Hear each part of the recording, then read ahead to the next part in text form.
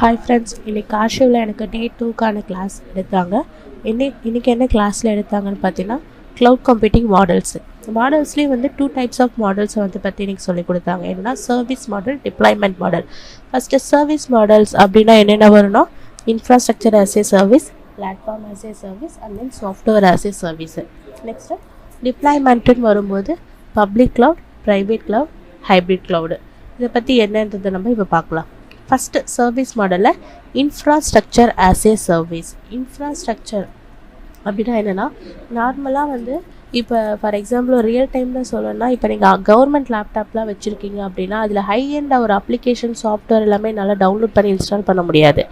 ஓகேங்களா? அவங்க கொடுத்துருக்கிறது ஒரு 4 GB ரேம் அந்த மாதிரி தான் இருக்கும். பட் ஆனால் நீங்கள் அந்த கம்ப்யூட்டர் வச்சுட்டு அந்த இன்ஃப்ராஸ்ட்ரக்சரை மட்டும் நீங்கள் ரெண்ட்டுக்கு எடுத்துக்கிறீங்க.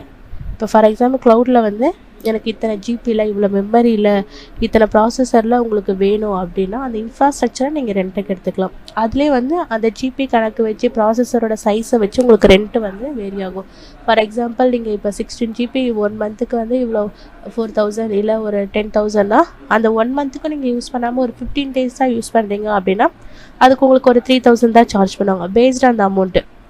1 மந்த்துக்கான காஸ்ட் இவ்வளோ, பட் ஆனால் அதில் நான் 5 days தான் யூஸ் பண்ணியிருக்கேன்னா அதுக்கான அமௌண்ட்டு மட்டும் நம்ம யூஸ் பண்ணிக்கலாம். என்னென்னா அந்த இன்ஃப்ராஸ்ட்ரக்சரை உங்களுக்கு கொடுத்துருவாங்க. ஸோ அது எப்படி இருக்குன்னா, ஒரு பிளாட்ஃபார்ம் உங்களுக்கான ஒரு சர்வர். இப்போ உங்களுக்கு நீங்கள் கூகுளில் போய்ட்டு அந்த லிங்க் மூலமாக ஒரு யூசர் நேம் பாஸ்வேர்டு கொடுத்தீங்கன்னா அதே சிஸ்டமில் அந்த இன்ஃப்ராஸ்ட்ரக்சரில் உங்களுக்கான அப்ளிகேஷன் சாஃப்ட்வேரை இன்ஸ்டால் பண்ணி நம்ம ஒர்க் பண்ணுற மாதிரி இருக்கும். ஓகேங்களா? இந்த சர்வீசஸ் எல்லாம் யார் ப்ரொவைட் பண்ணுறாங்க அப்படின்னு பார்த்தீங்கன்னா, நம்ம க்ளவுட் சர்வீஸ் ப்ரொவைடர்ஸில் AWS, Azure, IBM cloud, HP cloud இந்த மாதிரி நிறைய க்ளவுட் சர்வீஸ் ப்ரொவைடர்ஸ் இருக்காங்க.